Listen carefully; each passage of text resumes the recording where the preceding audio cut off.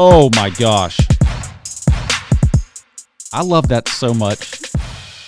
Being able to do that is the most fun thing in the world. I'm going to shut that off for a second. And just being able to hit this button and go, oh,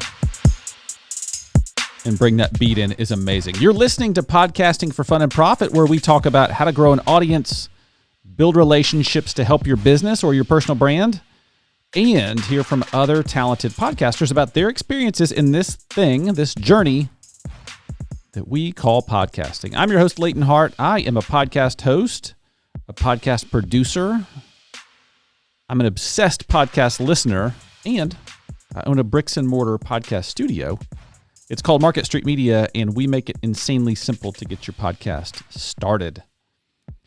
On today's episode, I think I'm going to save you a lot of time, a lot of effort, hopefully a lot of money or some money, by cracking open a piece of wildly popular podcasting gear and putting it to the test.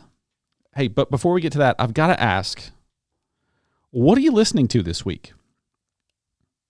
What are you listening to this week? Over on Instagram at Podcast Fun and Profit, which just as an aside. So what if your Instagram handle was the letters AT, just over and over again? So when you're trying to tell someone your Instagram, you'd be like, it's at.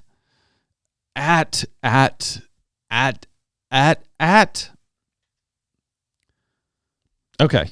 Anyway, over at Podcast Fun and Profit, I've got a weekly post that I call, what are you listening to? Or WAYLT, what are you listening to? And I would love for you to jump in the comments on that post and tell me what you're listening to.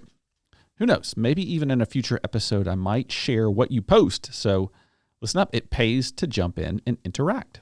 Okay, in today's episode, I'm testing a piece of popular podcasting gear to see if it's something that you and I should invest in. Like, is this thing really worth the hype?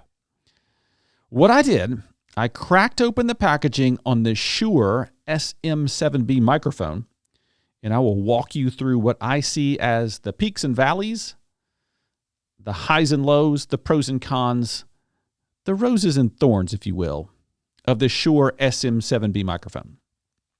Right off the bat, I'll tell you, you've probably seen this mic before. Joe Rogan uses it.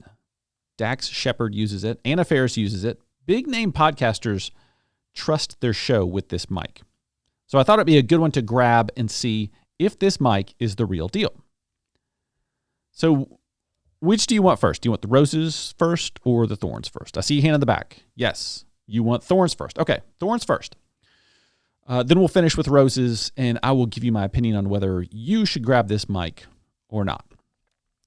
All right, when it comes to the Shure SM7B, here's what I think, and these are just my opinions. The thorns on this mic, on the SM7B, right out of the box, this is thorn number 1 or number 2. I don't know if we're counting down or counting up. Let's say we're counting down. Okay, number 2. I only have 2 thorns. Right out of the box and plugged into your soundboard or interface, the Shure SM7B, it can be a little underwhelming.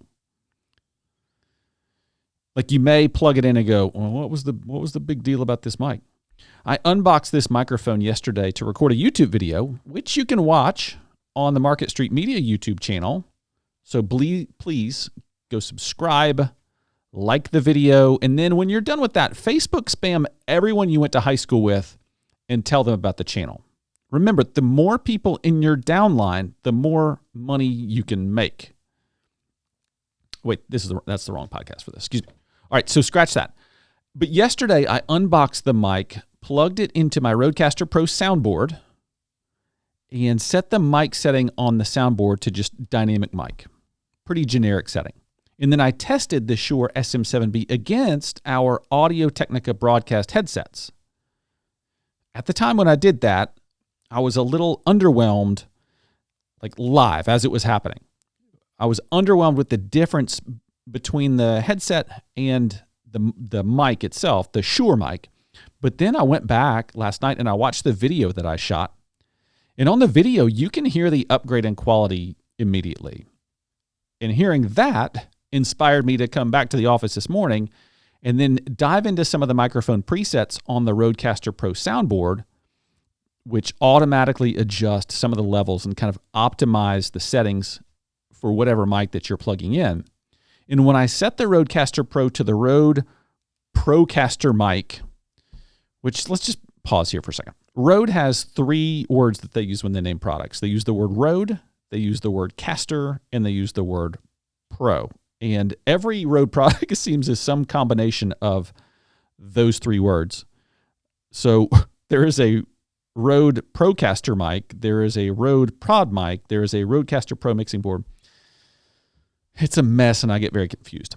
Okay, anyhow, so I adjusted some of the levels to dial in a better sound, and when I did that, I set the setting to the Rode Procaster mic setting. The Rode Procaster mic is probably Rode's nearest competitor to this Shure mic. And when I did that, the Shure mic sounded even better than it did out of the box yesterday. And I say all of that to say that if you're getting this mic but then don't have a Rodecaster Pro board or something similar, you might not be able to unlock truly the level of quality that this mic can produce. So that's rose number 2. Rose number 1, I got to say that rose number 1 is the price. So the Shure Thorn number 1, not rose, Thorn.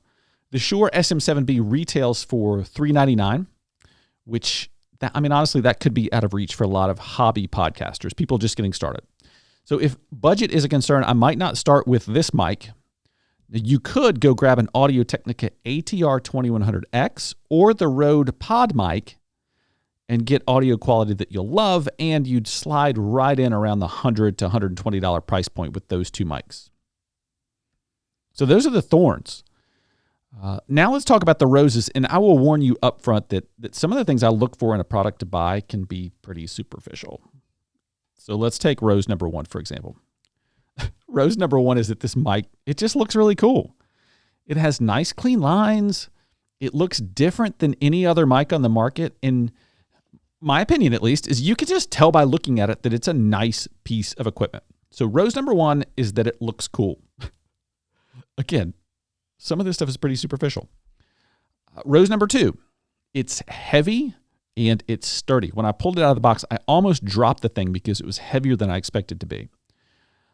I'm not willing to try this, but I would bet that you could probably drop this mic a few times and you would never know the difference. But being so sturdy, when I tap it or adjust it, all the surfaces, all the fittings are machined really nicely. And so overall, I'd say it gives the feeling of being very well constructed and that it would last a very long time. So I think whatever you invest in this mic, it would last a long, long time. And so your cost of use over time goes down. I'd say this could or would be a one and done mic for you. You buy this one time and you never have to replace it because I just don't think it would wear out.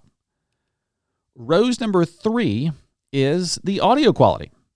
I'm really, really happy with the audio this mic is throwing off. And listener, this is where this episode gets really interesting because I've got something for you. I have something to reveal to you.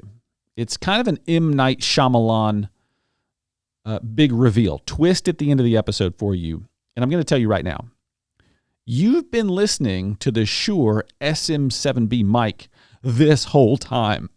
That's right. This entire episode of Podcasting for Fun and Profit, which is your favorite podcast about podcasting for fun and profit, has been recorded on this fancy mic. So you be the judge. Does this mic sound good to you? Notwithstanding the person talking into the mic, does the mic sound good? Does the audio sound good? Here's a fun fact. When I was checking out this mic before we ordered it, I discovered that this mic isn't only just popular with podcasters, but musicians actually love this mic too. I found tons of pictures of famous musicians like Dave Grohl from Foo Fighters, Miley Cyrus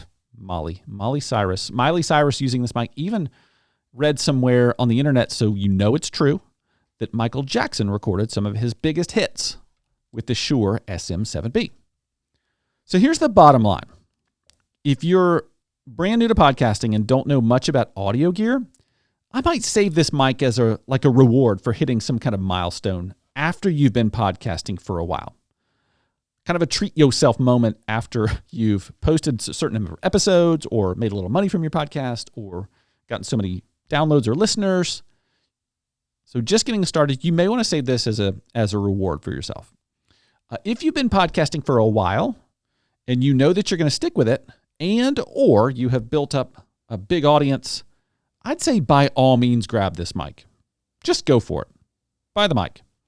Also, and this is very important, if you're spending someone else's money, like if you work for some huge soulless corporation and have some budget to spend, this mic is a slam dunk.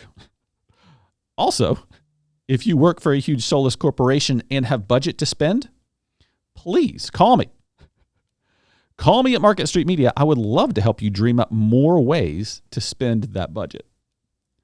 All right, now, if you want to snoop around online to learn more about this mic, I'm going to drop a link in the show notes for this episode, as well as in the description for the video on the Podcasting for Fun and Profit YouTube channel, which is another channel you should go subscribe to right now.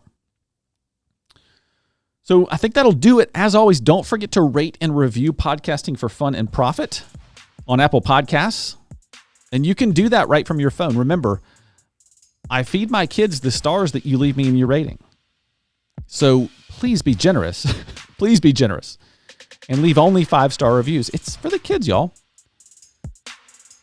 All right, until next time, I'm Leighton Hart. I'll talk to you soon. And happy podcasting.